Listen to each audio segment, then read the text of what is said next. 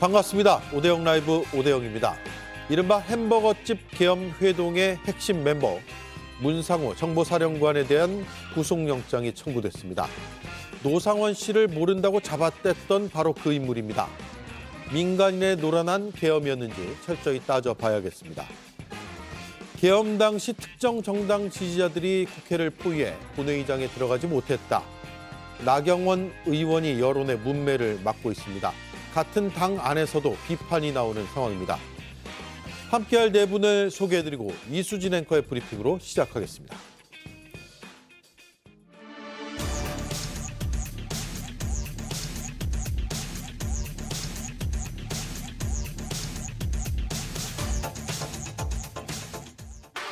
이틀 전 윤석열 대통령의 64번째 생일이었습니다. 축하 꽃바구니가 배달이 됐다는데 경호처 직원이 받아갔다고 알려졌습니다. 그런데 탄핵 심판 청구서만큼은 계속 받지 않고 있습니다. 대통령에 대한 문서 송달 현황은 어제와 동일하게 아직 미배달 상태입니다. 도대체 이렇게 추운 날 우체부만 무슨 고생이냐 이런 말까지 나오는데요. 헌재는 돌아오는 월요일 대통령이 서류를 받았다고 볼 수 있는지 그걸 판단하겠다고 합니다. 이런 가운데 한덕수 권한대행도 비공개로 조사를 받았습니다. 지금까지 국무회의 참석자 중 9명을 조사한 가운데 정점인 대통령은 언제쯤 조사를 할 수 있을지 주목됩니다. 네, 한덕수 권한대행이 피의자 신분으로 조사를 받았다는 소식 알려졌습니다. 물론 대행 체제 전에 소환 조사를 받긴 했습니다만 어쨌든 권한대행이 피의자이다. 이 자체가 지금 국제적인 망신거리 아니에요? 네, 맞습니다. 지금 대통령이 초유의 일을 벌였고 지금 국무총리가 대행을 하고 있습니다. 그런데 그 국무총리도 역시 이 초유의 일에 이 계엄에 연루되어 있을 가능성이 굉장히 크기 때문입니다. 우리 계엄법에서는 2조 2항을 보게 되면 전시, 사변 혹은 비상사태에 준할 때 이 계엄을 실시할 수 있도록 되어 있는데 그 계엄을 실시할 수 있는 절차적 과정을 명시를 하고 있습니다. 5항에 보면요. 국무회의 심의를 의무 절차로 규정을 하고 있습니다. 예. 그럼 여기에서 국무위원들이라고 하면 국무총리를 포함한 장관들을 의미하는데요. 여기에서 당연히 모여가지고 무언가 회의를 진행했을 것이다라는 생각을 우리가 할 수 있는데 실제로는 이것이 진행이 안 됐다라고 하는데 실제 그것에 대한 조사를 해야 되기 때문입니다. 그래서 이 국무회의가 실제 어떻게 진행됐는지 도대체 어떤 자료가 남아 있는 것인지 이런 것들을 조사하기 위해서 결국 한덕수 국무총리에 대해서는 조사가 불가피한 상황이고요. 실제 그날의 어떤 여러 가지 정황들이나 아니면 증언들을 보게 되면 회의가 정식으로 이루어지지 않았고 그다음에 회의록도 없다. 그리고 실제 그 회의록에 부서한다라고 하는데 사인 같은 것들을 해야 됩니다. 그런데 그 사인도 한 바가 없다라고 했으니까요. 실제 그 회의가 이루어지지 않았다라고 생각을 하는 게 더 쉽겠죠. 그러면 이 절차 규정을 무시했으므로 이것이 정말 비상계엄에 필요한 요건을 다 갖춘 거냐 이거에 대한 의문이 생길 수밖에 없는 대목입니다. 그런 점에서 국무총리 역시 이 조사를 받아야 되고요. 결국 남은 사람은 결국 지금 대통령인데요. 대통령도 당연히 그 부분에 대해서 조사를 받아야 될 것으로 생각합니다. 예. 하지만 지금 어떤 문서도 받지 않고 있는 상황입니다. 수사기관이 그런데 이제 권한대행이기 때문에 정말 그야말로 탈탈 털어서 성의 없이 수사할 수 있을 것이냐. 이 부분은 의문이에요. 근데 저는 제대로 수사가 될 것 같습니다. 일단 예. 수사기관들이 최근까지만 해도 경쟁적으로 수사에 임했지 않습니까? 거기다가 수사기관들이 대통령에 대한 수사 의지도 여실히 드러내고 있는 상황입니다. 대통령에 대해서 수사 의지를 드러내는데 권한대행이라고 해서 수사를 못할 이유는 전혀 없다고 생각을 합니다. 거기다가 지금 관련자들을 조사하지 못한다면 수사기관들에 대한 수사에 대한 국민적 신뢰도가 더 떨어지기 때문에 수사기관에서는 자신들의 역량을 총동원할 수밖에 없는 상황이라고 생각을 합니다. 거기다 한덕수 국무총리 대통령 권한대행 같은 경우는 이미 국회 대정부 질문에서 충분히 본인이 겪었던 일에 대해서 소상하게 이미 밝혔고 협조적인 모습을 보였기 때문에 수사기관의 수사에 대해서도 적극적으로 임한다는 입장을 밝혔었습니다. 예, 국가수사본부는 비상계엄 발령 당시 국무회의 참석자 및 배석자 12명 가운데 거의 다 이제 수사를 했다라고 이야기를 하고 있습니다. 사실상 윤석열 대통령만 남았다라는 취지의 지금 설명을 하고 있네요. 그런데 소환 통보에 불응하고 있고 헌법재판소의 탄핵 심판 서류도 아예 받지 않고 있는 이런 상황입니다. 김석윤 의원님, 네. 내란 수계 피의자인 윤석열 대통령 지금 관저에서 뭐 하고 있을까요? 글쎄요, 저도 매우 궁금합니다. 지금 보통이면은 대부분의 피의자들이 이때쯤 되면은 변호인들하고 작전을 짤 거예요.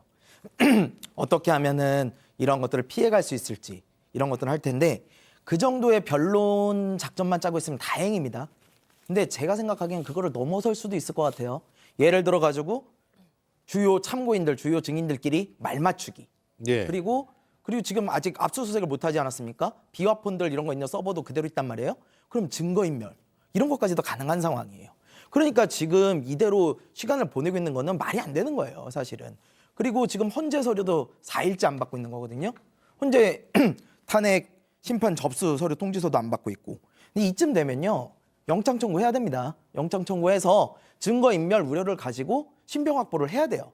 체포영장 말하는 건가요? 예, 그렇습니다. 예. 그래서 지금 윤석열 씨 쪽에서는 설마 영장까지 청구하겠냐 이러고, 왜냐면 현직 대통령 어쨌든 정지는 됐으나 이렇게 체포를 시킨 적이 없기 때문에 그것 때문에 좀 그렇게 하겠느냐라고 보는 것 같은데 지금 증거인멸의 우려가 상당하다고 저는 보이고요.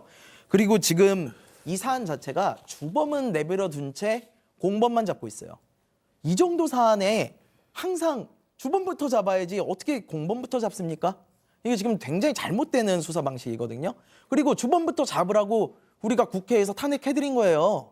그러면은 수사기관들 정신 차리시고 지금 빨리 주범부터 좀 확보하기 바랍니다. 수사기관에서 지금 명분 쌓기 하는 거는 아닐까요? 그러니까 소환 통보했는데 불응, 소환 통보했는데 불응. 그게 오케이. 일반적인 케이스죠. 오케이. 그럼 이제 체포의 필요성이 커졌다. 네. 들어간다. 네. 인데 저는 이제 궁금한 게 체포영장이 발부가 돼도 관저로 진입을 할 수 있을까요? 이거는 전적으로 한덕수 권한대행한테 달려있다고 저는 봅니다. 서류도 못 들어가는데? 네. 한덕수 권한대행 자체가 지금 사실은 대통령이 탄핵은 됐으나 경호는 받는 상황이거든요. 예. 근데 그 경호에 대한 책임자는 한덕수 권한대행이에요. 그럼 한덕수 권한대행이 이 정도 상황이 됐으면 당연히 압수수색 열어줘야 되고요. 그다음에 이런 법원으로부터 정당한 영장을 받아왔으면 공무집행방해 하면 안 됩니다. 예, 그런 거 명심하셔야 되고 그런 거 방해하라고 권한대행 앉혀놓은 거 아니에요. 그러니까 그런 부분에 대해서 우리 국민들이 지금 탄핵이 아직 끝난 게 아니니까 유심히 지켜보시고 권한대행이 딴짓 못하도록 좀 봐야 될 것 같습니다. 권한대행이 길을 좀 터줘야 된다 이 말씀이네요. 네, 그렇습니다. 자, 그런데 25일 크리스마스입니다. 그날 공조수사본부에서는 윤석열 대통령에게 나와라 소환 통보를 했죠. 네, 또 뭉갤 가능성이 꽤 있죠. 그럼요. 근데 사실 저는 알고 있습니다. 지금 이 사람이 뭘 하고 있을지. 지금까지 드러난 객관적인 정보를 종합적으로 분석해본 결과 술을 마시고 있을 것 같습니다. 예. 네. 그리고 정말 화가 나는 건 최소한 이 사람은 따뜻하게 있잖아요. 그런데 이 집배원분은 이 추운 날 20분이나 관저 앞에서 우편물 받기를 이제 기다렸다는 집배원분은 무슨 죄입니까? 정말 화가 나고요. 이게 시간을 계속 끈다고 계속 끌어지는 일도 아니고 아까 말씀하신 것처럼 체포영장 사유가 하나 추가될 뿐이라고 생각을 합니다. 그리고 이 윤석열 측 변호사는 이렇게 얘기를 했죠. 대통령이 오란다고 가고 그런 것은 아니지 않나라고 얘기를 했는데요. 아직도 윤석열이 대통령인 줄 착각하고 있는 것 같습니다. 누가 오란다고 오고 가고 그럴 입장이 아니다라는 권위를 세우려면 그에 상응하는 사회적 지위가 있어야 되는데요. 지금 윤석열은 법적으로도 직무가 정지된 상태이고 사회적으로도 지위를 모조리 상실한 그냥 중대 범죄자일 뿐입니다. 예. 자, 피의자 소환 상황을 저희가 그래픽으로 그려봤는데 한번 보겠습니다. 검찰 특별수사본부와 공조수사본부로 나눴는데 일단 주요 혐의는 내란의 우두머리다라고 적시를 했고요. 다른 사람들의 영장에 그렇게 적시를 했습니다. 그리고 직권남용 혐의까지 받고 있고요. 출석 요구한 날짜 일단 검찰에서는 지난 15일에 나오라고 했는데 불응. 그래서 21일에 또 나오라고 했는데 그날 오전 10시, 내일이네요. 내일 오전 10시에 나올지 안 나올지는 봐야 될 것 같습니다. 공조수사본부는 18일에 나와라라고 했지만 나가지 않았고요. 그리고 25일 다음 주 오전 10시로 통보가 또 한 번 됐는데 전화일도 나갈지 안 나갈지는 알 수가 없습니다. 그래서 일단 21일, 25일에 소환 불응 가능성이 지금 꽤 큰 상황인데 물론 상황을 지켜보죠. 전격 출두할 가능성도 있습니다. 물론 본인이 헌법재판소에 나가서 직접 본인의 변론을 하겠다고 했으니까 검찰이나 공수처나 경찰이나 못 나간다는 이유는 또 없죠. 자, 그런 가운데 윤 대통령이 계엄군의 국회의원 체포 방법까지 지시했다는 진술이 또 나왔습니다. 이 부분이 중요한 이유는 어제 석동현 변호사는 체포의 채자도 얘기하지 않았다 라면서 내란도 아니고 국회의원 체포나 신병 확보도 아니었다라고 주장했지만 전혀 반대의 진술들이 나오고 있는 건데 수도 방위 사령관을 지냈던 이진우 전 사령관이 현장에서 대통령으로부터 수차례 전화를 받았고 이 중 2차례 통화에서는 국회에 들어가서 끌어내라라는 취지의 명령을 받았다라고 검찰 특수본 조사에서 진술을 했다라는 것이고요. 대통령이 4명이 들어가서 1명씩은 데리고 나올 수 있지 않느냐. 이 말이 뭐냐면 4인 1조로 들어가서 1명씩 체포해라 이 얘기거든요. 그러니까 구체적인 방법까지 제시했고요. 계엄 해제 표결이 임박한 상황에서는 그것도 못 데리고 나오냐라고 다그쳤다는 거예요. 그러니까 지시도 하고 지시대로 안 되니까 다그치면서 화도 냈다라는 맥락으로 볼 수가 있을 것 같습니다. 자, 그리고 아까 말씀드린 석동현 변호사의 그 발언, 어제 발언 굉장히 비판을 많이 받고 있는데 비교해서 들어보겠습니다. 대통령도 법률가입니다. 뭘 체포를 해라, 뭐 끌어내라 하는 그러한 용어를 쓰신 적은 없는 것으로 없다고 들었습니다. 체포하면 어디다가 데려놓겠다는 것입니까? 자, 다시 한번 조금 전 이진우 전 사령관의 그래픽을 띄워주시죠. 대통령도 법률가입니다. 석동현 변호사가요. 그러면서 뭘 체포를 해라, 끌어내라 라는 용어를 쓰신 적이 없는 것으로 들었다라고 했어요. 끌어내라 저기 있는데요. 체포는 없네요. 저 이진우 전 사령관의 증언에서는. 하지만 전체적인 맥락상 체포죠. 그리고 체포하면 어디다 데려다 놓겠다는 것입니까? 라는 것은 국회 국방위에서 이른바 비원 벙커, 수방사의 비원 벙커까지도 장소로 사진까지 제시된 상황이 있었습니다. 그러니까 석동현 변호사는 저런 발언을 했지만 사실에 부합하지 않거나 거짓일 가능성이 지금 굉장히 다분해요.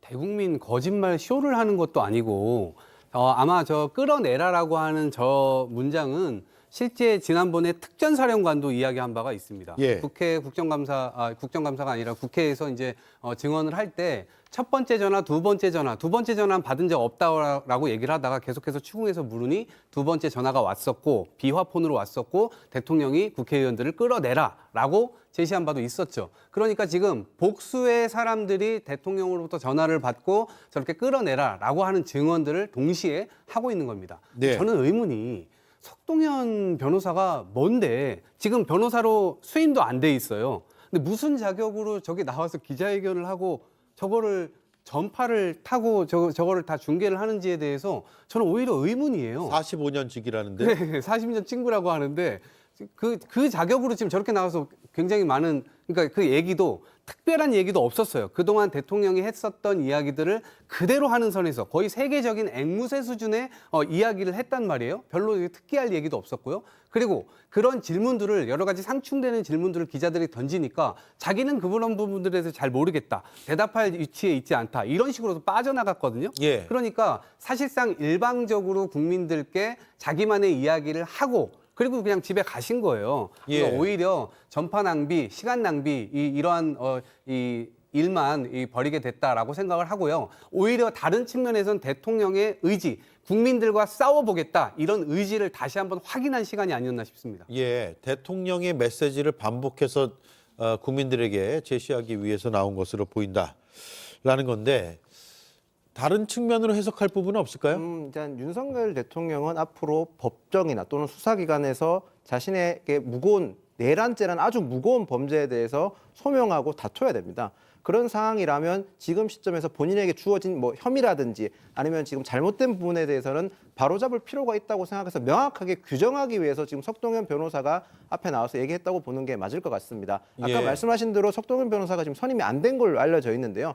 뭐 적어도 석동현 변호사가 윤석열 대통령의 친분 관계는 이미 널리 알려져 있지 않습니까? 그렇기 때문에 대변하는 과정에서 나와서 얘기했다고 저는 보는 게 맞을 것 같습니다. 예. 물론 저 말은 법정에서 해야 될 말이라고 저는 생각을 합니다. 근데 만약에 지금 법정이 아니라 저 기자회견을 했다. 이것은 여론전을 한 번 더 생각한다고도 볼 수 있는 부분이 있다고 생각을 합니다. 아무래도 헌법재판소에서도 충분히 다뤄야 될 문제이기 때문에 이 헌법재판소는 단순하게 법률만 심사하는 것이 아니라서 여론이나 사회적, 정치적 모습이나 지형 같은 것도 다 고려되기 때문에 그런 걸 모두 감안해서 한 기자회견이 아니었나 싶은데 국민 눈높이에 맞는지에 대해서는 저도 의문점이 있습니다. 예, 의문점을 제시해 주셨고요. 석동현 변호사가 아마 대통령이 지금 직무 수행이 불가능하잖아요. 공식 직무 라인도 함께 일할 수가 없고, 그러니까 사실상 대변인 격으로 나왔는데 많은 국민들을 화나게 만든 어제 하루의 그 기자회견이었습니다. 자, 내란의 핵심 멤버들이 어떤 얘기를 하느냐를 쭉 보면 윤석열 대통령 측의 주장 그리고 석동현 변호사의 주장은 점점 더 설 곳이 없는데 일단 김용현 전 장관 역시도 대통령과 포고령 내용을 상의했다라는 거거든요. 포고령의 1호가 뭡니까? 국회 정치활동 금지잖아요. 곽종근 특전사령관 문부수고 국회의원 끌어내라 지시했다. 조지호 경찰청장 체포를 지시했다라고 이야기를 하고 있습니다. 그러니까 대통령의 주장이 지금 측근들이나 함께 계엄을 모의하거나 실행했던 인물들에 의해서 반박당하고 있는 그런 상황입니다. 자, 그리고요. 윤 대통령이 지난 14일 탄핵안 통과 직전에 여당을 비롯한 각계에 2주만 버텨달라라고 요청했다는 주장이 민주당 박선원 의원을 통해서 제기가 됐습니다. 이동학 의원님, 네. 저 믿을 만한 제보로 보이세요? 믿을 만은 할 수밖에 없는 게 박선원 의원이 그동안 뭐 충안파라든가 충안파들이 국방부 장관 공관에 모여가지고 무슨 비밀 회의를 했다 네. 이런 것들까지 다 밝혀내지 않았습니까? 그런 대부분의 것들이 다 제보를 받아서 한 건데 박선원 의원이 단순한 제보만 받는 것이 아니고 복수로 확인을 한다고 합니다. 네. 네, 그렇기 때문에 본인도 이런 이 전파를 통해서 국민들께 이 제보를 알림에 있어서 잘못된 사실을 알리게 되면 이 신뢰에 굉장히 큰 타격이 있지 않습니까? 그건 당에도 타격이고요. 국민들한테도 타격이 입혀지게 되겠죠. 그런 측면에서 복수로 확인을 하기 때문에 저런 부분들은 좀 믿을 만하지 않을까 싶고 그렇다면 왜 2주의 시간이 필요한가? 이것은 좀 해석의 영역으로 넘어가는데요. 네. 물론 조사할 때 저는 수사기관에서 이런 부분들까지도 조사가 되어야 된다고 생각하지만 아마 2주간의 시간을 벌게 될 경우에는 실제로 뭔가 이 상황을 좀 전복시키거나 혹은 또 다른 이 모양으로 완전히 물꼬를 틀거나 여러 가지 전략을 좀 세우는 데 있어서 유리한 고지를 윤석열 대통령이 좀 획책하려고 하지 않았는가 이렇게 예측을 좀 해보고요. 핵심적인 내용은 이겁니다. 지금 석동현 변호사가 어저께 나와가지고 내란이 아니다, 소란이다 이렇게 얘기를 했잖아요. 그러니까 내란죄의 경우는 굉장히 처벌이 두텁습니다. 그러니까 내란죄가 87조 1에 밝히고 있는데요. 여기서 뭐냐면 사형 또는 무기징역입니다. 그렇기 예. 때문에 우두머리이기 때문에 그 죄밖에 없어요. 그런데 이거를 소란으로 바꾸게 될 경우에는 탄핵을 안 당하고 다시 돌아올 수도 있게 되는 거거든요. 그러면 이 국민 분노는 훨씬 더 커지게 될 것인데 저는 어쨌든 이 내란의 범죄를 명확하게 명시적으로 어겼기 때문에 아무리 어떤 작전을 짜도 빠져나가기 어려울 것이다 이렇게 생각을 합니다. 예, 2주를 더 버텼으면 그만큼 국민적 분노만 커지지 않았을까라는 생각도 드는데 김성열 의원님, 왜 2주일까요?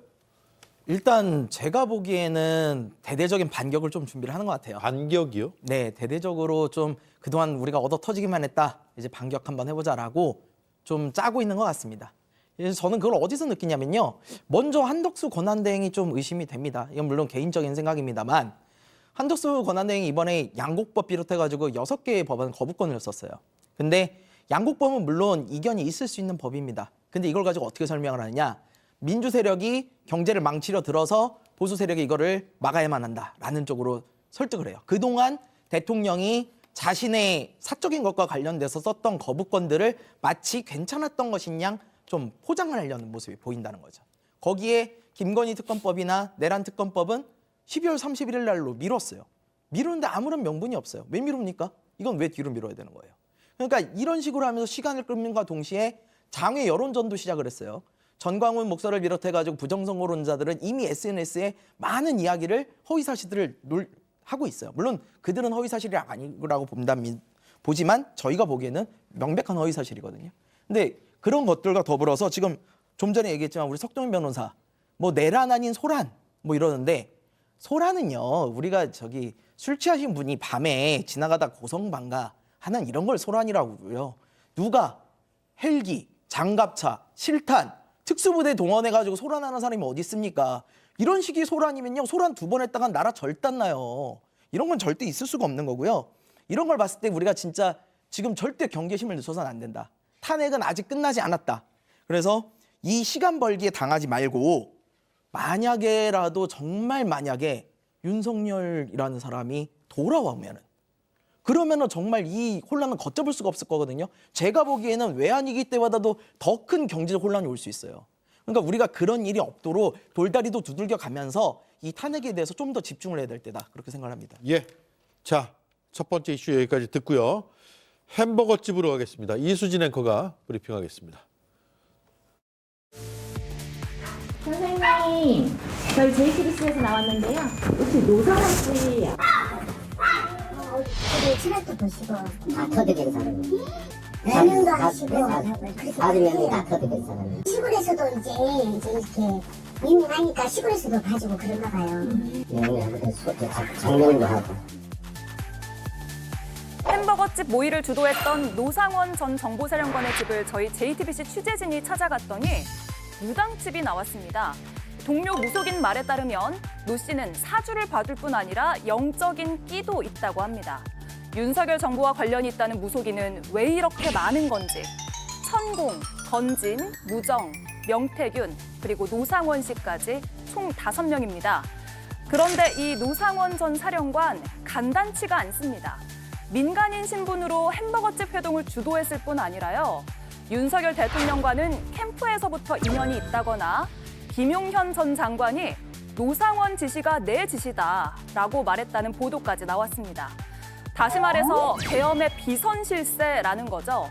계엄의 실세 중 한 사람이 민간인이자 무속인이라는 건 우연일까요? 이 정권의 필연일까요? 예. 자, 이번 사태에서도 민간인이자 무속인 혹은 역술인이 등장을 했습니다. 햄버거집, 무당, 점집, 정보사, 계엄 전혀 어울리지 않는 단어가 지금 한데 섞여서 무엇인가를 말하고 있는데 저는 일단 키워드는 민간인인 것 같아요. 민간인 노상원 어떤 인물입니까?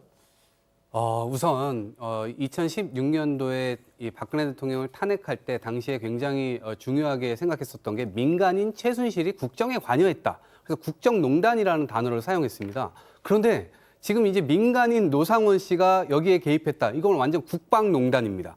국방부가 통째로 농단당한 사건이라고도 보여지는데요. 이분이요. 육군사관학교 41기 출신입니다. 예. 김용현 씨가 전 국방부 장관 김용현 씨가 4학년 때 1학년이었던 연이 있고요. 그다음에 이 777 부대 사령관도 역임을 했고요. 그다음에 육군 정보학교장도 역임을 했습니다. 그리고 전 정보사령관입니다. 이 과정에서 수많은 선후배들과의 어떤 연결고리, 그다음에 정보통이기 때문에 이 업계에서의 어떤 연결고리나 네트워크망이 촘촘했던 것으로 알려지고 있고요.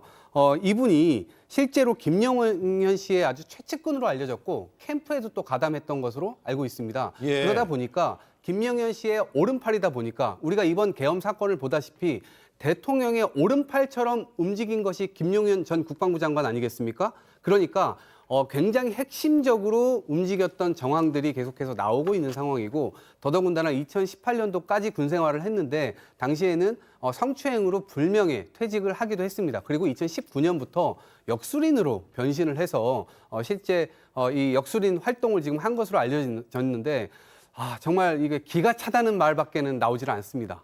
예. 자, 성범죄로 군복을 벗은 민간인이 햄버거 집에서 계엄 모의를 주도했다. 김성일 의원님, 앞서 뭘 물어봐야 될지 모르겠습니다. 앞서 앵커님께서 말씀하신 것처럼 전혀 연관성이 없는 단어들이 서로 연관이 되는 아주 기이한 현상이 나오고 있는데요. 근데 저는 이 생각도 합니다. 정말 허를 찔렸다라는 생각도 해요. 아니 누가 이렇게 탁 트인 햄버거 집에서 어른 4명이 모여가지고 계엄을 모의할 거라고 상상이나 하겠습니까? 예. 저는 이 부분에 대해서 오히려 굉장히 신경을 썼을 수도 있다는 생각이 지금은 듭니다. 왜냐면은 이렇게 지금 보면은 같이 모였던 사람이 노상원 전 정보사령관, 문상호 현 정보사령관, 정땡땡 정보사대령, 김땡땡 정보사대령 이렇게 이제 모였는데 이런 사람들이 한꺼번에 만약에 어떠한 술집이나 뭐 이런 곳에 가 있었다면 누군가 그거에 대해서 의심을 했을 수도 있죠. 근데 햄버거 집에 모여가지고 계엄 모의할 줄 누가 생각했겠습니까? 예. 그러니까 오히려 그런 거에 허를 찔려서 모았을 수도 있다고 생각하고요. 여기서 핵심이 되는 내용은 이 사람들이 그럼 계엄 사전 모의를 뭘 했느냐? 가장 핵심이 되는 거는 선관위 장악에 대한 논의를 했다는 겁니다. 제가 전에도 한번 말씀드린 적 있지만 이번 윤석열 내란의 가장 핵심은 선관위 장악이에요. 선관위 장악을 통해서 뭘 하려고 그랬냐? 본인이 아주 강하게 경도되어 있던 부정선거론을 확인을 하려고 그랬어요. 그래서 부정선거를 확인한 다음에 국회의원들에게 재선거를 실시를 해서 입법권까지 장악해서 이 나라를 독재의 나라로 만들어가려는 게 이 내란의 핵심이었거든요. 네. 그래서 이 정보원들을 모아다가 이 정보사 사령관들을 모아다가 선관위 장악이라는 이 특수한 상황에 대해서 모의를 계속 하게 한 거죠. 근데 저는 이거 진짜 놀라운 것 중에 하나가 이 사람에서도 또 주술의 냄새가 난다는 게 지금 굉장히 놀라운 건데 노상원 씨가 점집을 운영했다고 지금 또 그러고 있잖아요. 그래서 이 정말 윤석열 정부와 이런 것들은 뗄 수가 없는 부분이 있구나. 예. 네, 그런 생각을 좀 합니다. 예. 자, 정모대령 최근 자백을 했습니다. 4명 중 1명이에요. 오늘 변호인이 입장을 냈는데 구체적인 실행 준비 단계, 뭐 행동 계획까지 다 준비를 했고 어떤 인력 배치 이런 것들도 다 준비했다. 이런 이른바 실토를 했어요. 정대령은. 그리고 국민 앞에 사죄드린다고 했죠. 그러니까 정보사 지휘관급 중에서 첫 잘못을 인정하고 자신의 사과도 했던 사례입니다. 근데 앞으로 물론 선관위 장악 같은 구체적인 계획까지 다 밝혔기 때문에 뭐 거기에 따른 자신의 잘못도 사죄를 다 했습니다. 근데 문제는 본인의 잘못을 인정했지만 앞으로 나머지 정보사 관련자들은 구체적인 입장이 지금 없습니다. 그러니까 예. 나머지 정보사 입장과 정보사 관련자들의 입장과 본인의 입장이 첨예하게 대립할 수가 있기 때문에 수사기관에서는 대질신문이라든지 다른 여러 가지 방식을 통해서 진실규명을 해야 될 것으로 보입니다. 예. 자, 이 햄버거집이 왜 햄버거집이냐 궁금했고 일각에서는 이게 햄버거집에서 모였다라고 해서 거기서 무슨 계엄을 논의했겠냐. 그러니까 이게 이 사안이 별거 아니다라는 식의 근거로 주장을 하는데 오히려 뒤집어서 굉장히 중요한 단서가 되는 거 아니에요? 이 장소가? 네. 이게 원래 공작의 기본 원칙이 이거라고 하더라고요. 예. 일부러 사람이 많은 시끌벅적한 곳에 가서 도청을 하기 어렵게 만드는 도청, 감청 네. 피한다 이거죠? 네, 그런 원리라고 하는데 아무리 그렇다고 해도 이 정말 낮은 수준의 정말 국민의 한 사람으로서 너무 창피하고요. 예. 한편으로는 이 수준이 낮아서 정말 천만다행이었다 이런 생각이 듭니다. 그런데 이 햄버거집 회동을 통해 우리가 오히려 알 수 있는 건, 확인할 수 있는 건 이들이 하는 행위가 찜찜하고 뒤가 구린 일이라는 걸 알고 있었다는 거죠. 이게 정상적인 범주 내의 군대 작전을 논의하는 거였다면 비선 실세가 아닌 정상적인 직위가 있는 사람이 정상적인 공간, 작전 통제실 안에서 논의를 했겠죠. 윤석열은 지금 계속 이 계엄이 불법이 아니다. 뭐 통치의 행위 중에 하나다 이렇게 당당한 척 전략을 하고 있는데요. 네. 이 노상원이라는 비선이 개입을 했던 것만 봐도 햄버거 집에서 회동을 했던 것만 봐도 이 모든 게 불법 내란 모의였다라는 사실을 증명해 주는 것이라고 생각합니다. 네. 자, 노상원 씨는 2018년에 이미 성범죄로 그만뒀는데도 불구하고 군복 벗고도 현직 정보사령관과 정보사의 대령 2명을 불러 모을 정도의 막강한 실력자인 것 같습니다. 이 부분은 좀 다시 한번 이따 다룰 텐데 육군사관학교 41기 김용현 장관이 38기 38기입니다. 예, 38기니까 3개수 차이고 그리고 육군사관학교 41기 중에서는 굉장히 선두권이었다고 하더라고요. 입학 성적도 좋았고 뭐 여러 성적도 좋았고 그런데 성범죄로 물러났고요. 계엄 관련한 햄버거집 회동을 주도한 사람입니다. 지금 구속 상태에 있습니다. 자, 그런데 이 햄버거집에서 논의했다는 내용이 이게 굉장히 심각한 내용이에요. 정모 대령 측에 따르면 중앙선거관리위원회의 명단을 확보한다. 그리고 실무 인원을 편성하고 차량을 편성한다. 2인 1조. 저 실무 인원이라 그러면 계엄군을 얘기하겠죠. 그리고 출근 선관위 직원을 지정 장소로 이동시킨다. 그런데 강압적 수단을 검토한다. 즉 다시 얘기하면 납치할 수 있다는 얘기죠. 납치하거나 다른 방식으로 다른 장소로 이동시킨다라는 것이어서 이런 논의까지도 했다라는 게 정모 대령 측에서 나온 진술입니다. 즉 어제 석동현 변호사나 지난주에 윤석열 대통령이 담화로 얘기했던 그런 내용과는 전혀 다른 저는 구체적인 내란의 증거들이 나오고 있습니다. 자, 어떻게 봐야 됩니까? 이동학 의원님? 선관위 직원들은 정말 식은땀이 흐를 수밖에 없는 굉장히 두려운 그런 이 사실일 수밖에 없는데요. 당일 출근하면서 사실 그 출근길에 사실상 대부분의 사람들이 납치당할 뻔한 지금 이 사건입니다. 예. 선관위 명단을 확보하고 그다음에 조를 짰고 그 조를 통해서 사람들을 납치해서 어디론가 가려고 했는데 이 납치하는 그 과정에서 혹시라도 저항을 하거나 그러면 이 케이블 타이로 묶는다는 그런 계획까지도 저 자리에서 논의가 됐었다라고 하니까 정말 들을수록 정말 살벌한 이야기가 되죠. 근데 선관위는 헌법기관입니다. 그러니까 헌법기관을 사실상 불법적인 방식으로 저렇게 제압을 하려고 했기 때문에 이런 부분들에 대해서는 당연히 내란죄가 성립할 수밖에 없고요. 그다음에 저 얘기를 했었던 정모대령이나 김모대령은 저 부분들에 대해서 인정을 하는 그리고 인정을 하고 본인들의 어떤 죄를 조금이라도 좀 사받으려고 오히려 더 진정성 있게 저 문제들을 얘기를 하고 있는 것 같습니다. 그리고 저분들은 상급자의 명령을 수동적으로 따른 게 아니라 조금 더 적극적으로 정말 명단도 짜고 저런 것들을 한 것을 직접적으로 다 이렇게 실토를 한 상황인데요. 어찌 보면 사람들의 자유를 박탈하고 약간의 폭력적 방식으로 이것을 이행하려고 했었기 때문에 이 헌법기관 자체를 완전히 무력화시키려고 했었던 그런 사례입니다. 그래서 이 구체적인 사례, 구체적인 증언이 또 나왔기 때문에 이 부분에 대해서 윤석열 대통령이 과연 뭐라고 얘기할지 이 부분이 결국 이 연결고리가 되지 않을까 싶습니다. 예. 노상원 씨가 포고령 초안을 작성한 사람으로도 지금 지목되고 있거든요. 예, 지금 그런 혐의로 수사받고 있죠. 예. 그 포고령까지 실제 작성을 했다면 이건 정말 비선 실세, 이른바 키맨이라고 봐야 될 겁니다. 그런데 이게 사실 이번 포고령에 대한 의문이 좀 있었어요. 왜냐하면 원래 이 정도 준비가 철저하게 돼 있던 계엄이라면 포고령도 굉장히 체계적으로 좀 잘 만들었어야 되거든요. 근데 이번에 나온 포고령을 자세히 뜯어보면요. 그 안에 좀 생뚱맞게 전공의가 들어가 있질 않나, 아니면 처단이라는 좀 과격한 표현이 들어가 있지 않나, 이런 부분들도 있었어요. 그리고 사실 그 내용의 대부분이요.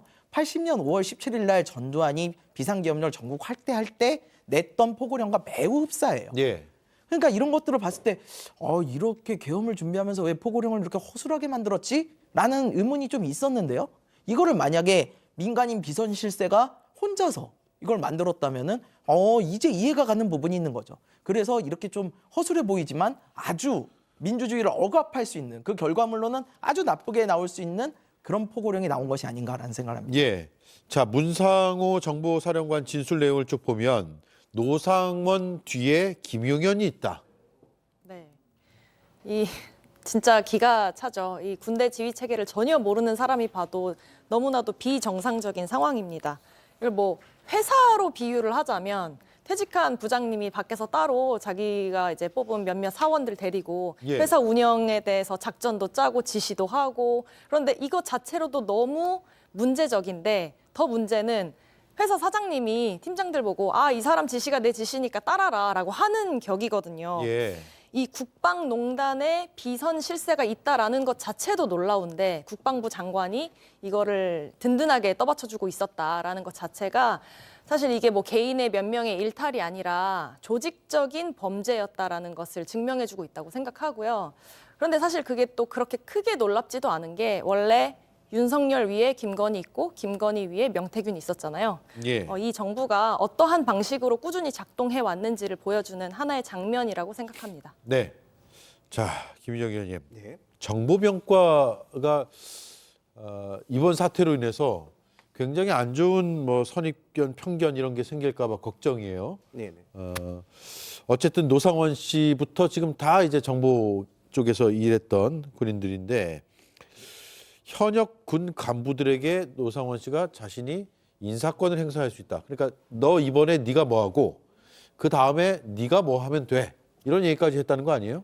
그러니까 저희가 정보사에 대해서 조금 짚어야 될 부분이 있습니다. 예. 정보사는 대북 정보를 담당하는 특수병과입니다. 예. 거기에 따라서 인력도 생각보다 많고요. 장비도 많습니다. 각종 뭐 기계화 장비뿐만 아니라 인력들이 쓰는 북한군을 위장한 장비도 많이 쓰고 있는 부대이긴 합니다. 그런데 문제는 정보사가 굉장히 폐쇄적인 조직입니다. 1990년 이후부터 단 한 번도 정보병과가 아니면 정보사령관을 할 수가 없었습니다. 예. 근데 문제는 이렇게 거대한 조직에 대해서 외부 감사가 2017년 기무사로부터 이후에는 한 번도 받지 못했습니다.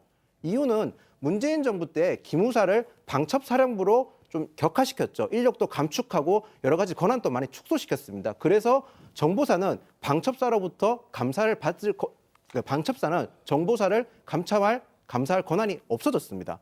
그러면서 견제받지 않은 무소불위의 권리를 휘두를 수 있게 되었었습니다. 그래서 정보사는 최근에 항명 사태도 있었고요. 블랙 요원이 유출되는 사태까지 발생했었습니다. 네. 이런 정보사의 폐쇄성과 동시에 견제받지 않는 외부 감사가 없는 사태가 이어지면서 어찌 보면 정보사에 대한 적절한 견제 미비가 이런 악상태까지 이런 이번 계엄 사태에서 핵심적인 역할을 한 게 아닌가 하는 그런 생각도 듭니다. 네. 이번에 이 사태 겪으면서 앞으로는 좀 보완할 부분이 분명히 보이네요. 자, 그리고 노상원 씨가 윤석열 캠프에서 일했다는 보도도 나왔습니다. 이거 신빙성이 있나요? 네, 당에서 이게- 어떻게 봅니까? 이게 이제 선거 캠프라는 곳이 뭐 이렇게 공조직이나 아니면 무슨 기업처럼 체계화되어 있지는 않습니다. 예. 그래서 어떤 사람이 캠프에서 일했는지는 사실 선거 캠프가 끝나고 나면 파악하는 게 거의 불가능하긴 합니다. 아주 주요 그 그렇습니다. 보직만 아니면 네. 잘 모르죠. 언론에 공개되는 캠프의 조직도 정도 들어가는 분들은 거의 아주 유명한 분이거나 현역 국회의원이나 이 정도 되는 분들이지 그 이상이 아니면 사실상 파악하는 게 굉장히 어렵고요. 거기다 하물며 선거 캠프라는 곳 중에서 대선 캠프는 그 규모가 가장 큽니다. 그래서 파악하는 것이 굉장히 더 어렵고요. 거기다 대선 캠프 같은 경우는 사실 조금만 발을 디뎌도 나는 그 캠프 소속이었다고 얘기하는 사람도 굉장히 많습니다. 네. 이는 저희 국민의힘뿐만 아니라 민주당 다른 정당에도 흔히 발생하는 일이기 때문에 그렇겠죠. 이게 파악하는 거는 저는 쉬운 건 아닌 것 같습니다. 예. 자, 캠프 활동 여부가 중요할까요? 어떻습니까? 윤석열 대통령이 이 부분을 알았는지 몰랐는지까지 연결이 된다면 그 부분도 한번 유추해서 저희가 생각을 해볼 수가 있겠습니다. 선거 때 아마 여러 사람을 만났고, 근데 지금 다른 사람들의 어떤 증언에 따르면 윤석열 대통령이 제대로 된 선거 운동이나 이렇게 한 게 아니고 밤늦게까지 술을 마시고 새벽에 들어오고 이런 경우들도 꽤 많았다고 얘기가 들려오고요. 그리고 굉장히 술 친구들을 만약에 만났었다라고 하면 노상원 씨가 들어있을 수도 있고요. 예. 만약에 선거 때 술을 마시지 않고 그 이후였다면 저희가 유추해 볼 수 있는 건 주말마다 군인들하고 골프를 쳤다는 거 아닙니까? 그럼 그 사이에 노상원 씨가 들어있는지 없는지 이런 부분들도 좀 확인이 필요하고요. 그 골프를 치는 그 과정에서 이런 계엄에 대한 이야기를 내밀하게 했는지 안 했는지 이런 부분들까지 좀 따져볼 필요가 있겠습니다. 그리고 캠프에 가담했다는 이유로 노상원 씨가 그 이후에 뭐 이스라엘제 드론을 한국 군으로 뭐 수입을 하려고 했었다는 시도가 있었다. 이런 증언까지 나오지 않았습니까? 네. 그러면 그거는 웬만한 힘이 아니고서는 또 그렇게 시도조차 하는 게 굉장히 어려운데 그런 시도를 또 한 것으로 봐서는 또 어떤 연유가 있지 않을까 그렇게 유추를 해볼 수 있겠습니다. 네. 자, 노상원 씨가 직접 김용현 전 장관과의 관계를 언급한 보도도 나왔는데요. 김용현 장관과 워낙 돈독하다는 건 어지간하면 다 안다. 라는 주장을 했고요. 김용현 전 장관이 평상시에 내 말을 듣고 나한테 조언을 구하고는 했다. 라는 이야기도 하고 다녔다고 합니다. 그러니까 김용현 전 장관은 대통령에게 조언하는 사람인데 그런 김용현 전 장관에게 조언하는 사람은 노상원 씨였다라고 볼 수도 있는 거예요. 여기에 덧붙여서 역술인이라는 새로운 보도 내용까지 나와서 정말 혼란스럽습니다. 김성현 의원님, 네. 30초만 드릴게요. 네. 30초 평하고 끝내겠습니다. 이 정도면 민주주의 국가가 아니라 주술주의 국가라고 해야 됩니다. 윤석열, 김건희 씨는요. 고조선 시대 웅녀가 있던 그런 재정일치 사회로 대한민국을 회귀시켰어요. 사실 토론회에 손바닥에 왕자 쓰고 나왔을 때 우리가 눈치를 챘어야만 합니다. 근데 그걸 눈치를 채지 못했죠. 기복신앙이라는 거요. 있을 수 있습니다. 저희 어머니도 저희 가족의 안녕을 비셔요. 하지만요. 이게 국정에 개입되게 되면요. 그동안 우리가 몇백 년에 걸쳐서 만들어온 국가의 시스템 전체가 완전히 무너집니다. 비효율적이 되고 그다음에 예측 가능성이 떨어지게 돼요. 후진국이 돼버리는 겁니다. 윤석열, 김건희 씨 반성하기 바랍니다. 예, 30초 넘었지만 설득력 있는 얘기여서 끊지 않았습니다. 네, 여기까지 하죠. 주말 잘 보내십시오. 고맙습니다. 고맙습니다.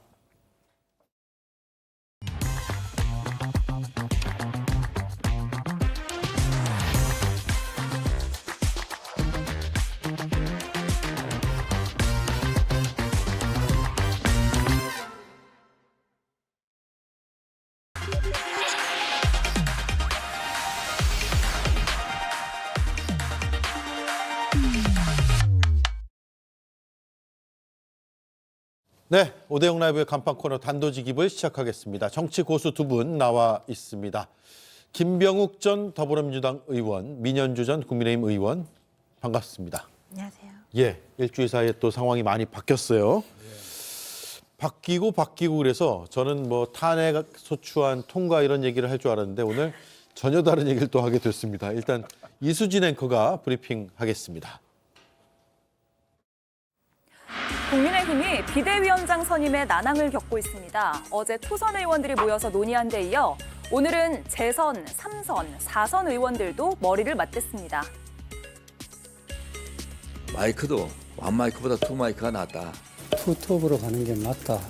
경험 많은 원내 인사가 해서 투톱 체제로. 하지만 누구로 할지 뾰족한 답은 나오지 않고 논의가 좀 공회전하는 것 같습니다. 탄핵 정국인 것도 그렇지만 한동훈 전 대표가 쫓겨났던 것도 한몫했을 것 같습니다.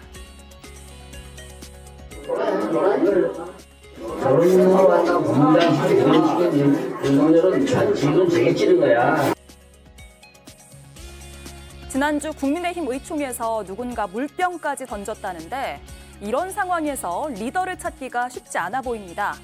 한편 이런 가운데 나경원 의원의 말이 악화된 여론에 기름을 붓고 있습니다.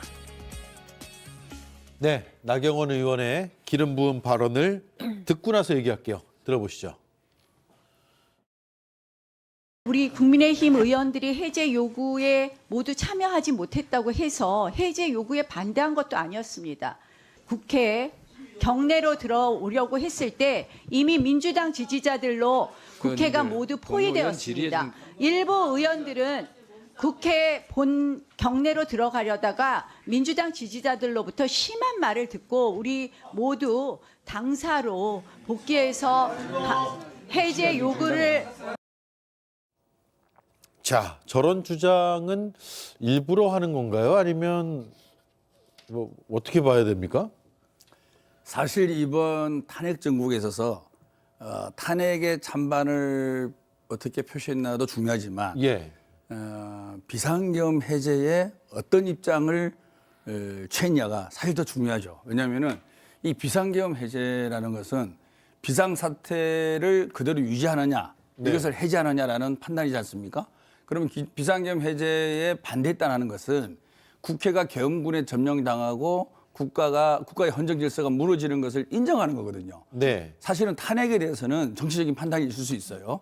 그렇지만 비상계엄 해제에 대해서는 정말 이것은 있을 수도 없는 반헌법적이고 그리고 우리가 완전히 과거로 돌아가는 거 아니겠습니까? 그런 측면에서는 아마 나경원 의원이 그런 걸 좀 판단한 것 같아요. 탄핵에 대한 찬반에 대한 자기 소신보다도 비상계엄 해제에 참여하지 않은 네. 그리고 국회에 들어가지 못한 것에 대한 역사적인 평가가 더 가혹할 것이다 라는 생각을 합니다. 사실 그리고 비상계엄 해제를 위해서 당사로 복귀했다? 비상계엄 해제를 하려면 국회로 가야죠. 예. 앞뒤 말이 전혀 안 맞게 지금 나열되고 있는 거거든요. 그리고 국민의힘 의원들하고 대화를 하다 보면 항상 남 탓이에요. 문재인 정권 탓, 민주당 탓, 이것도 민주당 지지자들 탓하고 있는 거 아니겠습니까? 예. 그리고 국회의원은 자기 행위에 대해서 책임 있게 얘기를 할 수 있어야 됩니다. 그리고 그 이 얘기와 행동에 대한 책임을 지는 게 정치인이거든요. 본인이 정말 비상계엄 해제의 뜻이 있었으면 담을 넘고 들어가고 또 그 당시는 시간대별로 약간 그 경비 상태가 조금 풀린 적도 있었어요. 20-30분 동안. 그리고 다른 의원들도 다 들어가 있었고 추경호 의원도 들어가 있었습니다. 그리고 경찰은 민주당 의원들을 막았지 국민의힘 의원들에 대해서는 소극적이었어요. 예. 네, 당연한 거 아니겠습니까? 비상계엄 해제가 되면 안 되는 거니까. 그래서 나경원 의원의 저 말은 내용도 거짓말이 상당히 많고 그리고 전혀 앞뒤도 안 맞고 남 탓의 전형인 그런 발언이다 이렇게 평가하고 싶습니다. 네, 저도 당시에 이제 방송 준비하면서 현장 화면들을 보면 국회는 대체로 계엄군 혹은 경찰에 의해서 막혔거든요. 그래서 담 넘어가기도 하고요. 근데 민주당 지지자라고 하면 지금 일반인, 민간인을 얘기하는 거잖아요. 민간인들이 막아서서 못 들어갔다, 포위해서 못 들어갔다 이런 이야기가 과연 사실에 부합할 것인가라는 데 의구심이 들어요. 나경원 의원이 지금 약간 판단 미스를 하고 있는 것 같아요. 그러니까 정부적인 판단 측면에서도 굉장히 나경원 의원답지 않은 발언을 한 것 같은데요. 이게 지금 상임위에서 질의가 나왔던 것도 아니고 의사진행반으로 진행되었다고 얘기를 하죠. 그러니까 굳이 할 필요 없는 발언들을 아예 작정을 하고 한 건데요. 지금 당내 의원들에 대해서 뭔가 보호막을 쳐주면서 비대위원장을 원한다, 노린다라는 이런 평가들이 있는데 그런 측면에서 좀 발언을 좀 강성으로 한 것 같은데 나경원 의원에게는 매우 안타까운 상황입니다. 이게 왜냐하면 지금 많은 국민들한테는 몇 년 전에 자유한국당의 황교안 전 대표와 나경원 원내대표가 강성으로 같이 맞붙었을 때 그때 이미지를 자꾸 복귀시키고 있어요.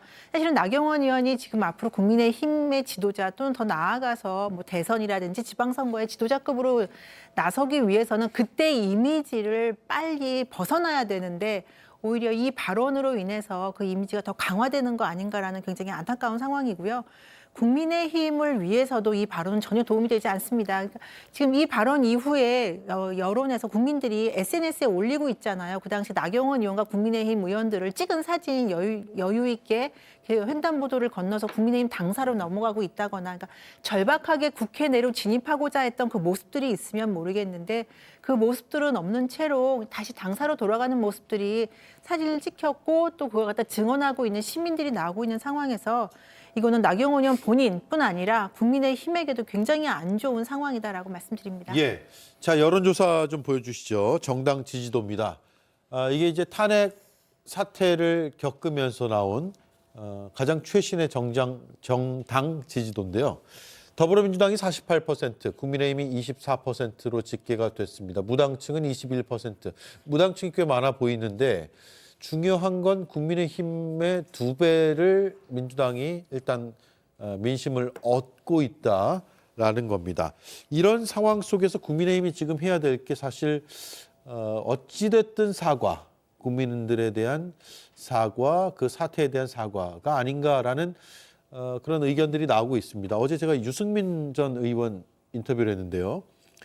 일단 무릎 꿇고 사과해야 된다. 받지 않더라도 사과해야 된다. 이런 의견들을 제시했습니다만 국민의힘에서는 지금 사과 한마디가 안 나오고 있는 상황에서 오히려 민심에 역행하는 저런 발언들이 나오는 걸 보면 어떻게 해야 됩니까? 어떻게 해석해야 됩니까? 아, 정말 답답하죠. 그래도 명색이 대한민국 제2당 아닙니까? 예, 그런데 전혀 국민들의 뜻을 수용하지 못하는 국민들과 반대되는 모습을 계속 보여주고 있습니다. 예. 사실 이게 정당 지지율이 윤석열 대통령의 국정 지지율이 하락했을 때도 그 폭만큼 국민의힘 정당 지지율은 떨어지지 않거든요. 왜냐하면 어찌됐든 특정 정당에 대한 지지에 대해서는 고정적인 지지 기반이 탄탄히 네. 있습니다. 그래서 윤석열 대통령 지지율이 정당 이 국정 지지율이 20% 초반일 때도 국민의힘이 30대 후반 정도를 기록하고 했었는데 최근에 탄핵을 계기로 해서 폭락을 하고 있지 않습니까? 방금 앵커님께서 말씀하셨지만은 박근혜 대통령 때는 박근혜 대통령이 사과도 하고 당에서도 그런 내분을 겪고 분당도 하고 했지만은 분명히 박근혜 대통령의 잘못에 대해서 일정 정도 책임 있는 행동을 했습니다. 근데 지금은 아까 말한 비상계엄 해제도 불참을 하고 예. 탄핵 투표에서도 1차 부결을 하고 2차에서 겨우 가결된 거 아니겠습니까?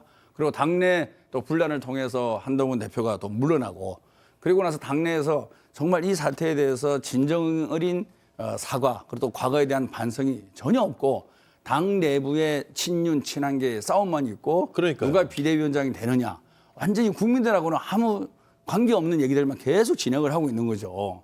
저는 정말로 참 답답하고 그럼에도 불구하고 아직도 당내에 그런 소리가 안 들린다는 게 더 참담할 뿐입니다. 사실 예. 이 비상계엄 조치는 정말 21세기 문명 국가에서 있을 수 없는 일이 벌어진 거고 그 이후에 국민의힘이 대응하는 걸 보면 정말 저런 정당이 자유주의 정당 맞아? 보수당 맞아?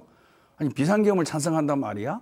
어떻게 계엄군이 국회에 진입하는 걸 찬성한단 말이야? 저렇게 헌법을 위반한 대통령을 옹호하는 정당. 이런 부분에 대해서 중도층은 이미 많이 돌렸다고 보고요.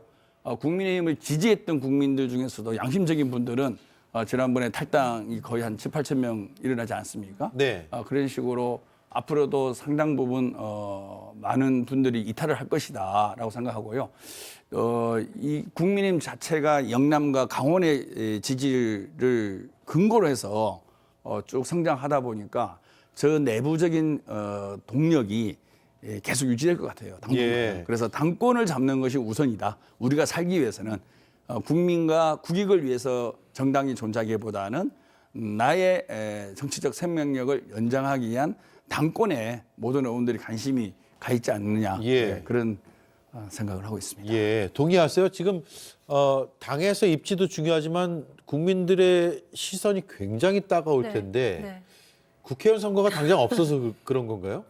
그건 부분도 분명히 존재해요. 지금 예. 108석이잖아요, 국민의힘이. 예. 이 108석의 한 95% 이상은 정말 국민의힘 텃밭, 보수정당 텃밭에서 된 분들이에요. 나머지 수도권이나 그 외 지역에서는 거의 안 됐습니다. 좀 네. 소위 말해서 격전지, 험지라고 하는 곳에서는 거의 안 된 상황이라서 이분들은 다음에도 공천만 받으면 당권을 잘 잡고 있다가 주류 세력으로 남아있다가 공천을 잘 받아서 또 그 지역에 되면 나는 최소한 한 자리는 확보할 수 있다라는 그런 예. 기대 섞인 전망을 가지고 있는 것 같고요. 그래서 지금의 뭐 친윤이다 이걸 떠나서 당의 주류 세력이 되기 위한 그 줄을 놓지 않으려고 하는 모습들이 보이는데 말씀하신 것과 조금 다른 것들은 뭐가 있냐면 국민의힘 내부에도 말씀하신 그 탄핵이라든지 그러니까 그 이전에 계엄 사태 여기에 반대하는 의원들은 많습니다. 맞는데 제가 직간접적으로 경험해본 국회의 모습에서 당의 모습에서 이번처럼 초재선들 의원들이 목소리를 안 내는 경우도 없는 것 같아요.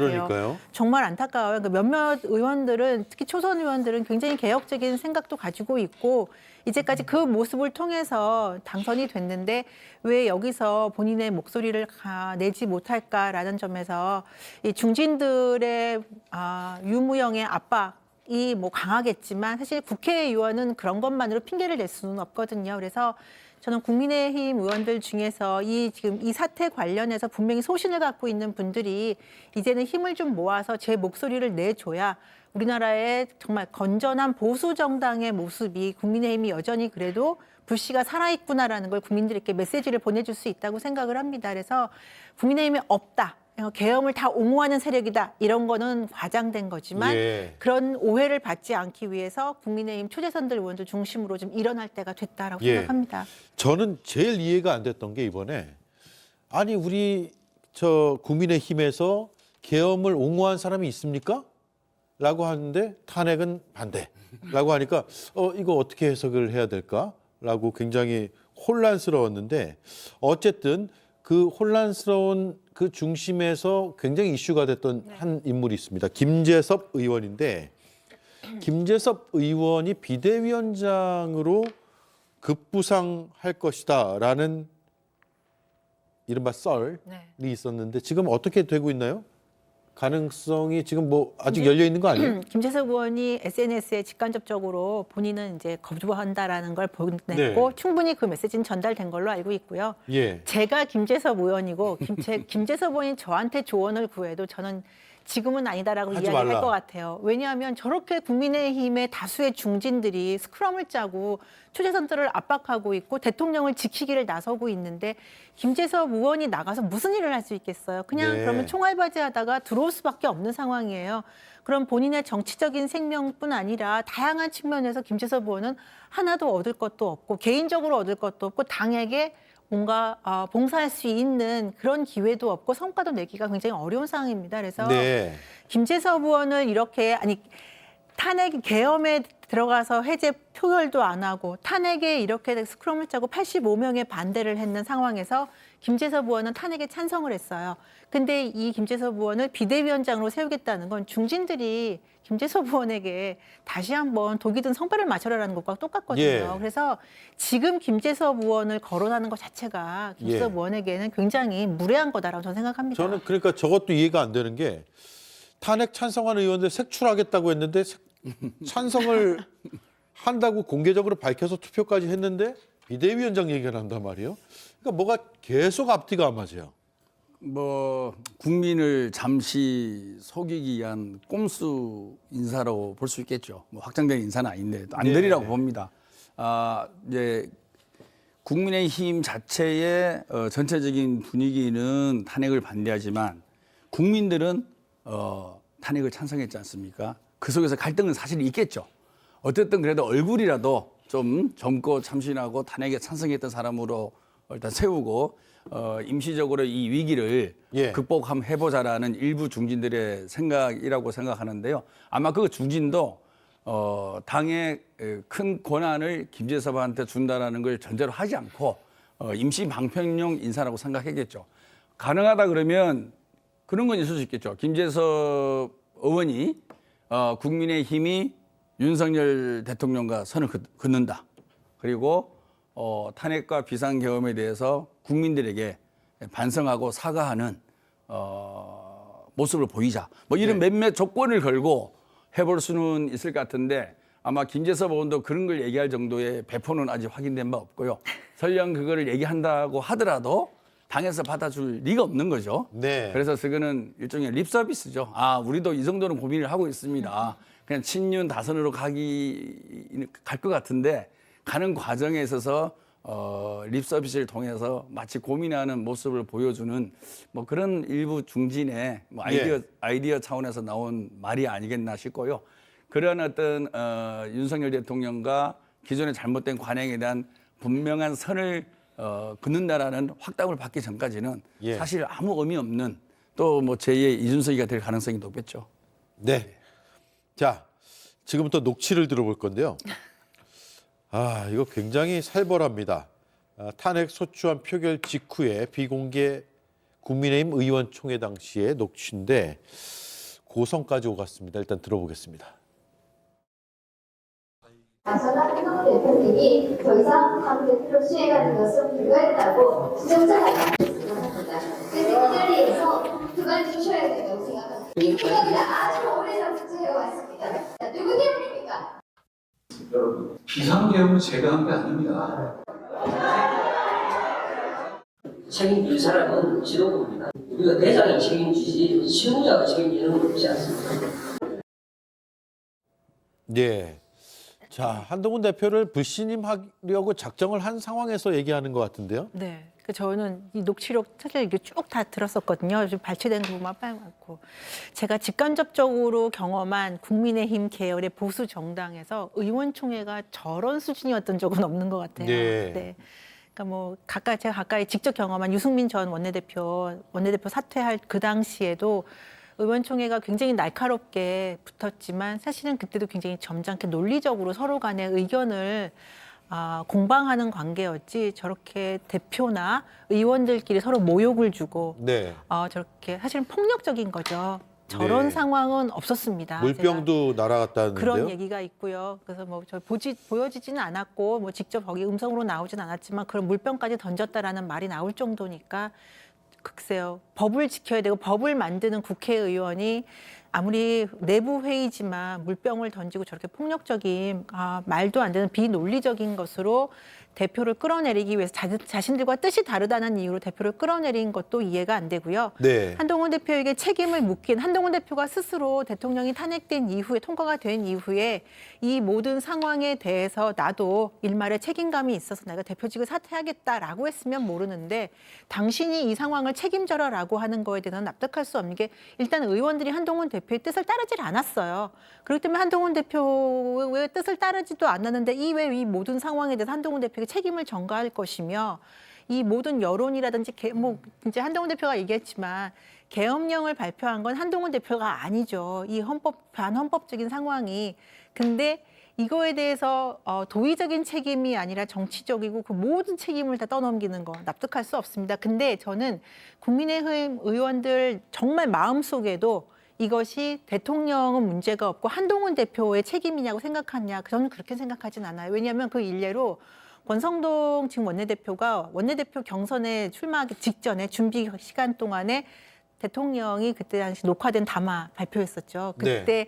사실은 기자 이 카메라에 녹취가 된 것이 뭘 발표하는가 IC 이런 발언이 나오지 않았습니까? 그래서 사실은 그 마음은 권성동 대표도 거기서 상당한 불만이 있었던 걸로 전 생각을 해요. 네. 이제 그렇다면 국민의힘 전체가 공동으로 이 상황을 책임지고 헤쳐나가려고 해야지 저렇게 폭력적인 방법으로 물론 국회의원은 아니지만 당대표를 몰아내는 거는 정말 반민주적이라고 생각을 합니다. 반민주적이다. 그리고 공개된 장소든 비공개든 간에 최소한의 품위와 품격은 있어 왔는데 네. 그것이 실종됐다. 사실은 그날 본회의에서 탄핵이 통과되고 나서 한동훈 권성동 대표가 국민들한테 사과하는 발언을 먼저 했어야죠. 예. 그리고 나서 어청 들어가서 일단 사과는 하고 내부적으로 논의를 하는 게 맞는 거죠.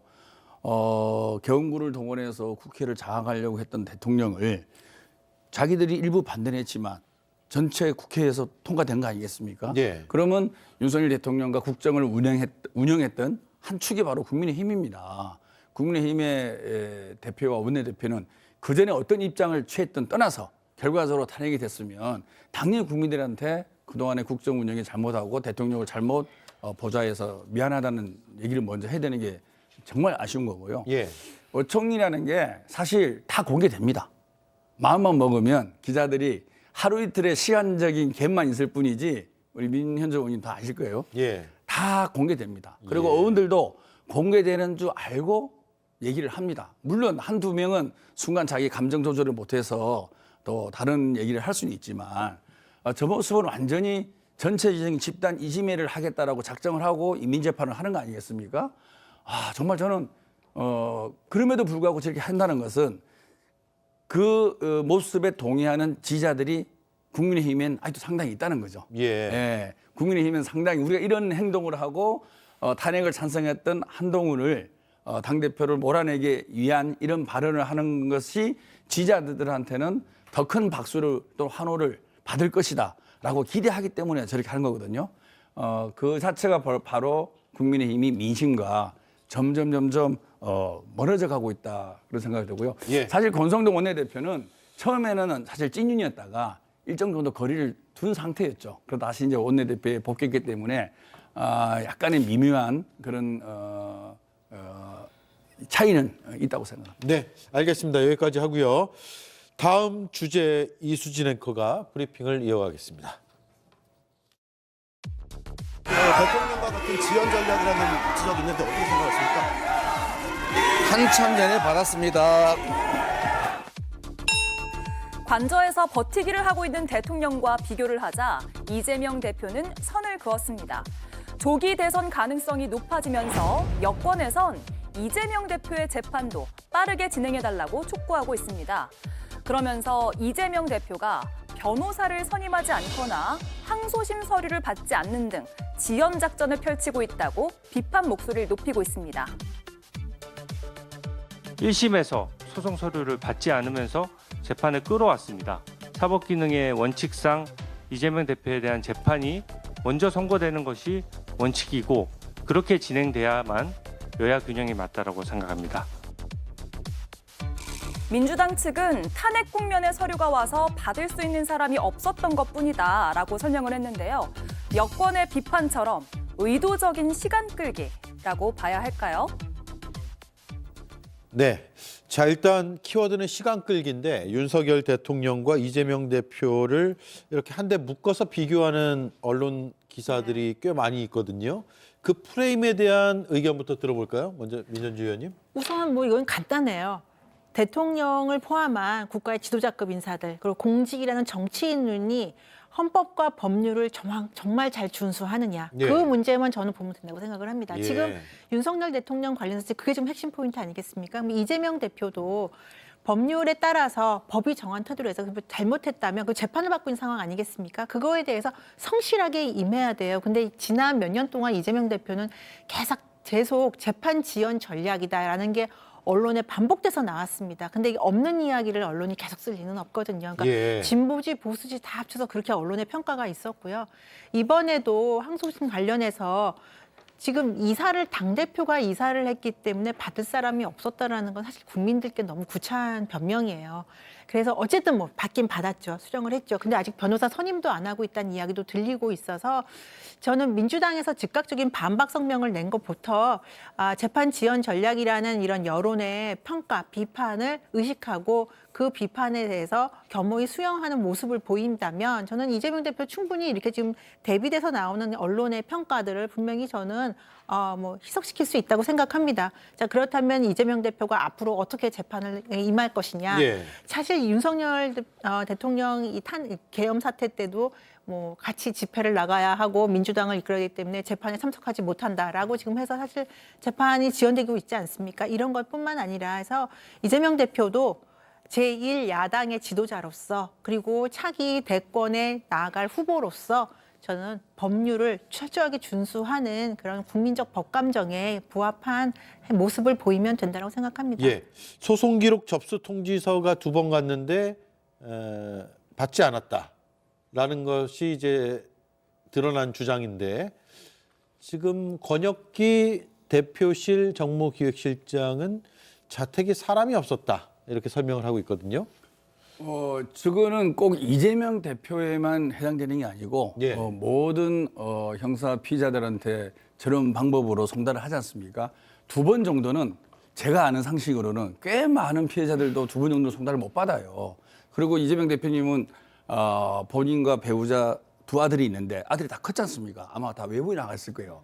그럼 집에 사람이 없을 수도 있는 거죠. 이게 10번도 아니고 2번입니다.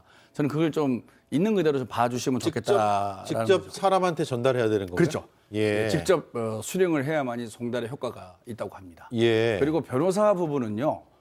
이재명 대표라고 특혜를 입었어도 안 되겠지만 이재명 대표이기에 방어권을 또 포기해서도 안 되는 거죠. 특히 공선법은 1심에서 패소를 했습니다.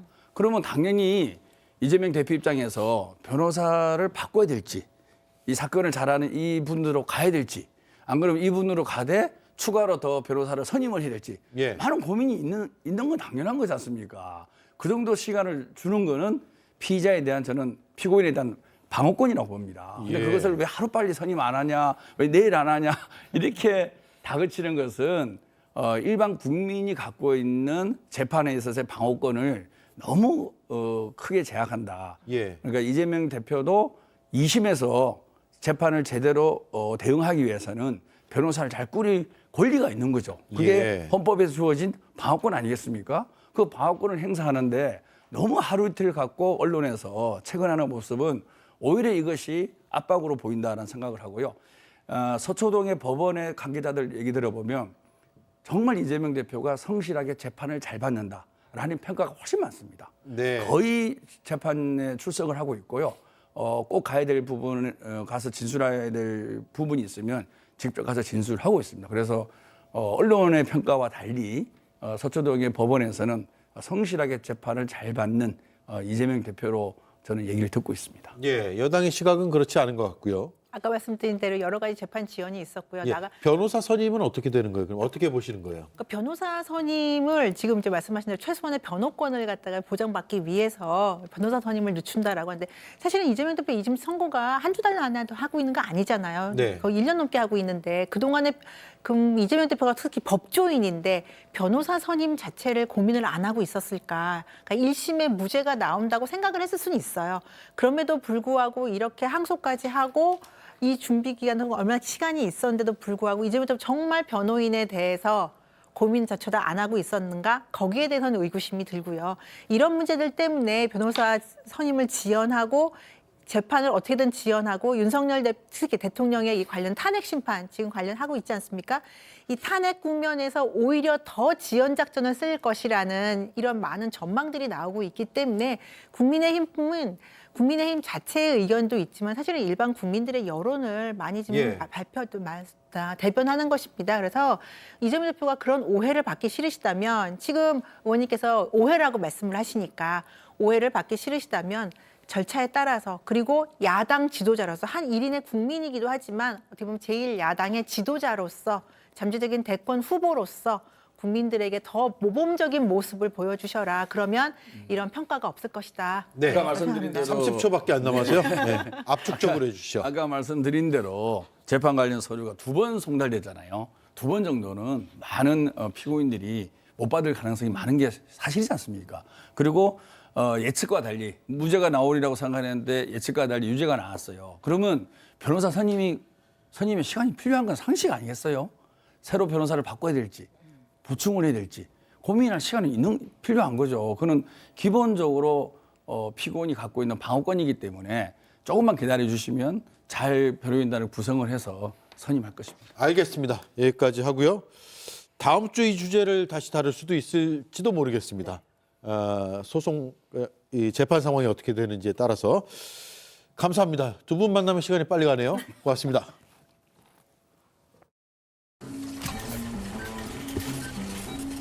슬레이트. 그럼 계속 그렇게 사시든가요? 특허받은 얇은 날로 얼굴을 살리는 요즘 면도 Boys Be Slick.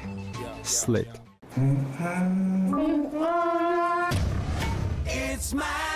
이치는 생활이야. 지금 시작해. 대한민국 인문약 판매 1위. 이치는 생활이다. 이치. 설렘, 도전, 영감을 발견한 우리의 모든 날을 축하해. 헬시, 뷰티, 디스커버리, 타임리스형, 올리브영. 지치지 않으세요? 에너지가 넘치는데요? 비타민 B군이 2배 강화된 뉴 센트룸이 23가지 영양을 꽉 채워주니까 비타민 B군이 2배로 새로워진 센트룸을 만나보세요. 질문을 받겠다더니 기자가 소속을 밝히자 고개를 돌려버립니다. 어디선가 본 것 같은 이 장면. 2년 반 동안 몇 번 하지도 않은 기자회견에서 유독 몇몇 언론사의 질문은 원천봉쇄했던 그의 모습과 무척이나 닮았습니다. 또 있습니다. 한때 국민은 그의 진솔한 사과를 기다렸습니다. 하지만 끝내 듣지 못했고 그 사이 온갖 의혹들이 쏟아지면서 사과 요구가 수사 요구로, 수사 요구가 퇴진 요구로 바뀌었습니다. 지금의 여당 역시 사과할 타이밍을 놓친 것으로 보이는데 더 큰 문제는 놓쳤다는 사실을 모르거나 알려고 하지 않는 것 같다는 점입니다. 도리어 역주행만 하고 있으니 그의 2년 반과 무척이나 닮아 있습니다. 앵커 한마디였습니다. 네, 5대0 라이브 마치겠습니다. 주말 잘 보내십시오. 감기 조심하십시오. 다음 주에 뵙겠습니다. 고맙습니다.